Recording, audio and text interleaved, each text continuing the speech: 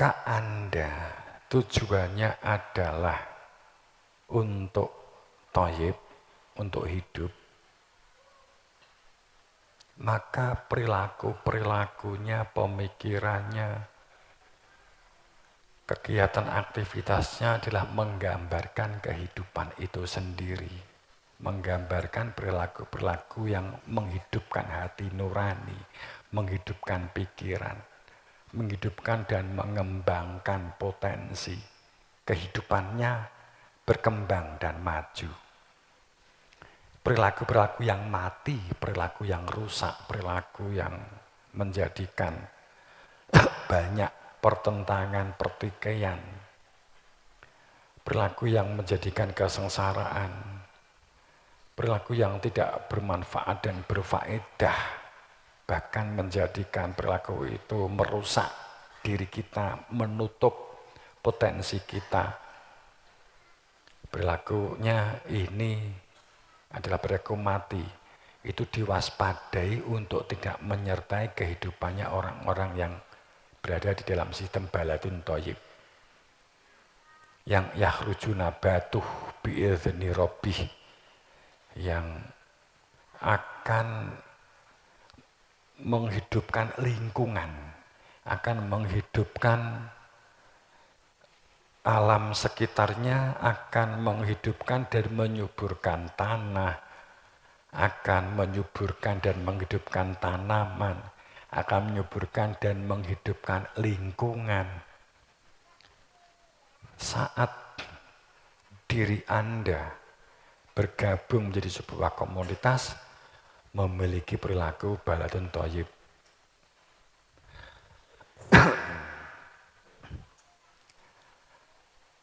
Jadi bagaimana kan? Jadi rumusannya adalah gerakan baldatun thayyibatun warabun ghafur ya. Jadi negara yang baik itu akan menumbuhkan kesuburan dan mengembangkan potensi dengan izin Allah, dengan syafaatnya, dengan syafaatnya kan syafaat Rasulullah kan begitu ya, bi'izni rabbih, dalam sistem Tuhan.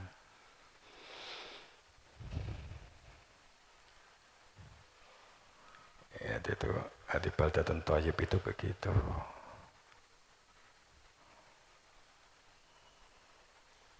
Negara yang baik itu karena tujuan dan mengenal tujuan. Kemudian kalau ini dibuat sebuah negara, tujuan negara itu apa? Tujuan rakyat, setiap dari diri masing-masing individu. Itu rumusan itu akan dibuat oleh sebuah pemerintahan atau oleh negara, itu harus dapat merumuskan tujuannya masyarakat, kemudian dipecah lagi, diderivasikan lagi, diturunkan lagi. Setiap dari diri manusia diciptakan itu untuk apa sih? Cuman kalau ngomong filsafat, ngomong satu pendapat ya, apalagi ngomong filsafat, pertentangan ini kan masih sangat banyak. Lah kita petunjuk dari guru kita. Jadi yang dikatakan baladun thayyib itu orang yang tahu tujuan, yakni mengenal Tuhan. Mengenal akhirat berarti mengenal Tuhan. Mengenal surga berarti mengenal Tuhan.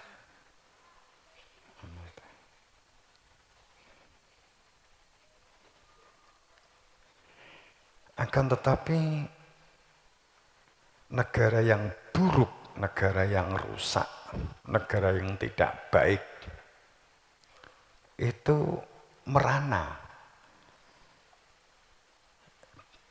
Negaranya kita hilangkan menjadi bahasanya diri kita masing-masing, dan seseorang manusia yang tidak baik, yang rusak, itu layak rujuk ila nakida, tidak berproses menjadi apapun, tidak bermanfaat dan tidak berfaedah hidupnya, Ilah kecuali hanya menjadi perusak, kecuali hanya menjadi penghancur.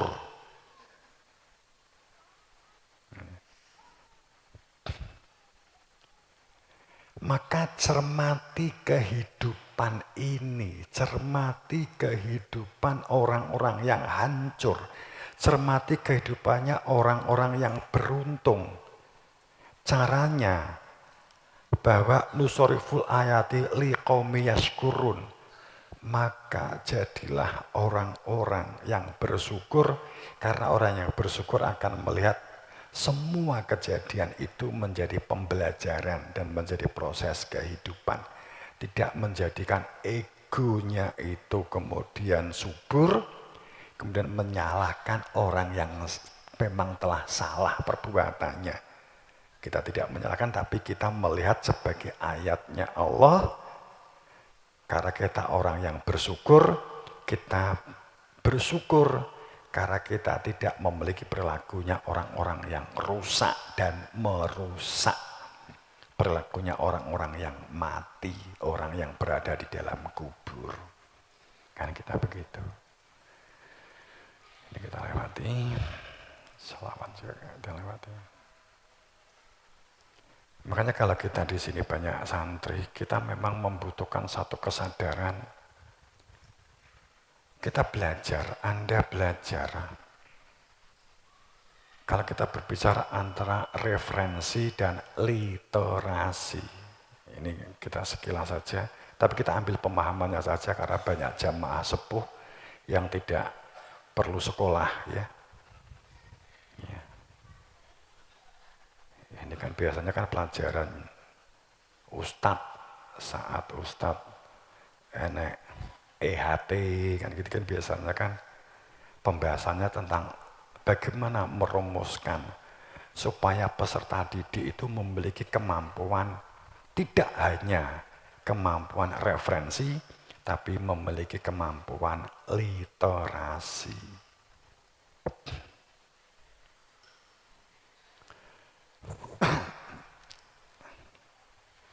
Ya hanya sebuah narasi saja sih, atau strategi berbicara, kemudian implementasi atau kontekstualisasi kehidupannya ya terlepas dari sebuah narasi atau kemampuan membuat metode atau cara supaya dapat difahami oleh orang lain. Tapi yang jelas kita memerlukan sikap-sikap baik, sikap-sikap yang saat kita memiliki sikap itu akan menjadi karakter kehidupan kita. Kita harus memberikan metode atau cara untuk sebuah fungsi otak. Fungsi otak untuk berpikir nalar dan rasional.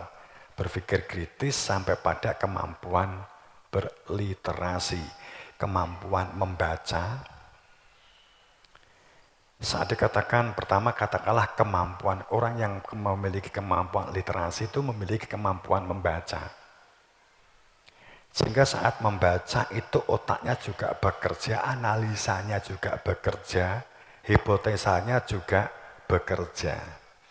Jadi kita bukan sekedar membaca tanpa makna, hafal tanpa makna. Hafal tapi tidak memiliki pemahaman apapun. Hafal tapi tidak tahu maksud ayat itu untuk apa. Maksudnya hafal sebuah ayat tapi kita tidak memahami maksud dari ayat yang dia baca. Itu hanya sebuah referensi saja. Yang kita perlukan adalah kemampuan literasi, kemampuan membaca, kemampuan mendengar, kemampuan membaca, kemampuan mendengar, kemampuan berpikir untuk dirumuskan menjadi sebuah sikap yang efisien dan efektif untuk berkarya, untuk memecahkan masalah hidupmu, hidup diri kamu.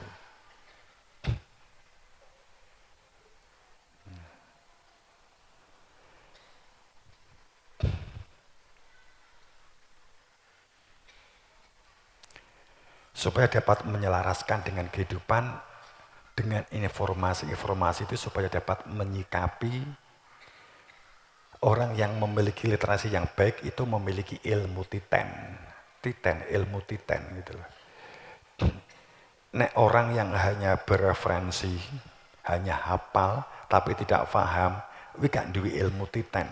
Bolak-balik keblowok, dikai besangan ya keblowok di tempat yang sama. Mulih ya keblowok keblowok iki bahasa Indonesianya apa?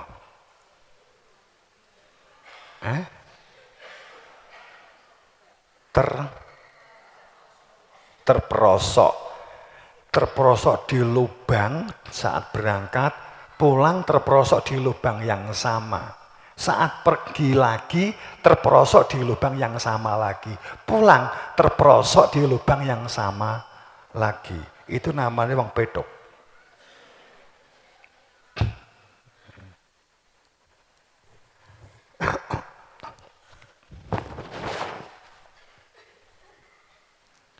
Ya kadang kita kan menertawakan diri kita sendiri karena kita juga sering terperosok di lubang yang sama. Akhirnya rumusannya kan begini, kalau Anda selalu terperosok di lubang yang sama, maka bersyukurlah, kan gitu. Nikmati saja keterperosokan Anda pada lubang yang selalu sama. Nikmati aja kehidupan itu. Terperosok di konone. Karena bolak-balik lupa, gak duwe ilmu titen, gak punya nalar literasi, bolak-balik terperosok, akhirnya jangan paksa dia untuk berliterasi, tapi beri pengertian, bersyukurlah. Nikmati hidupmu karena terperosok di lubang yang selalu sama. Alhamdulillah. Ya efeknya begitu. Kalau kita nggak begitu ya yang emosi akan kita.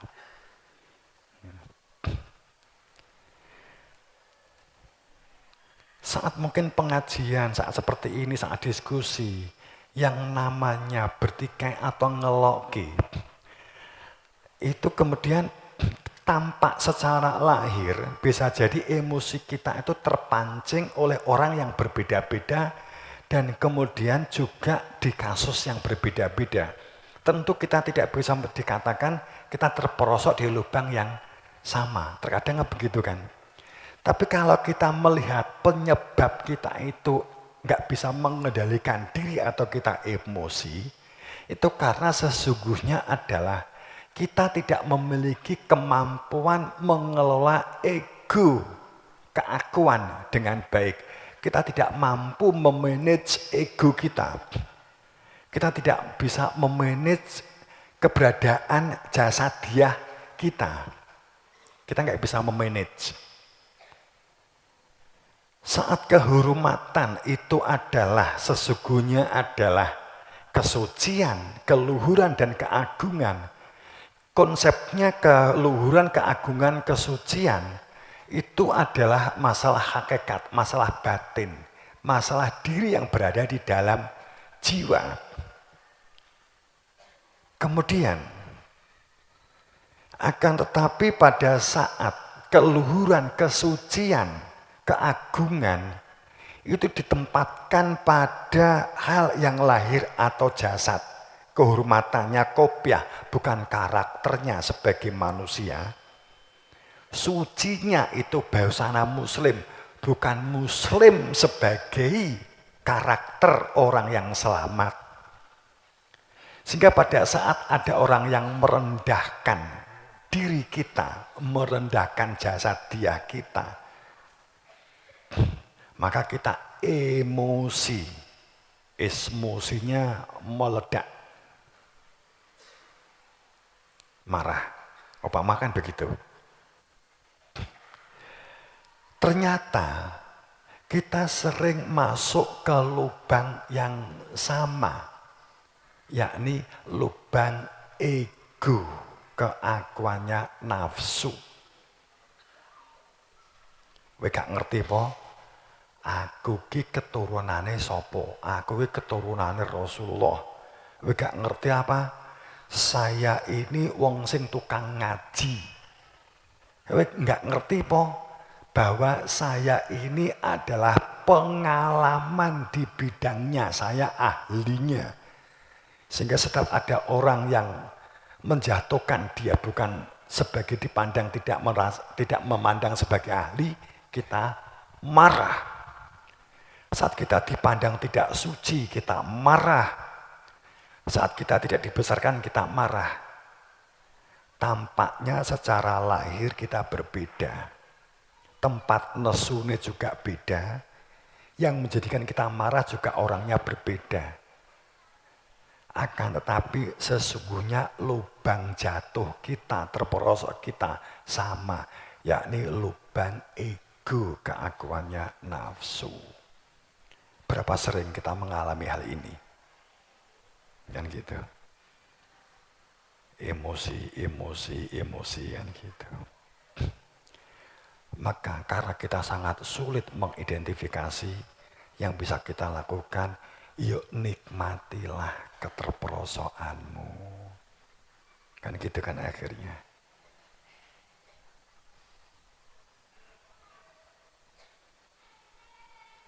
Oke? Itu literasi sekilas.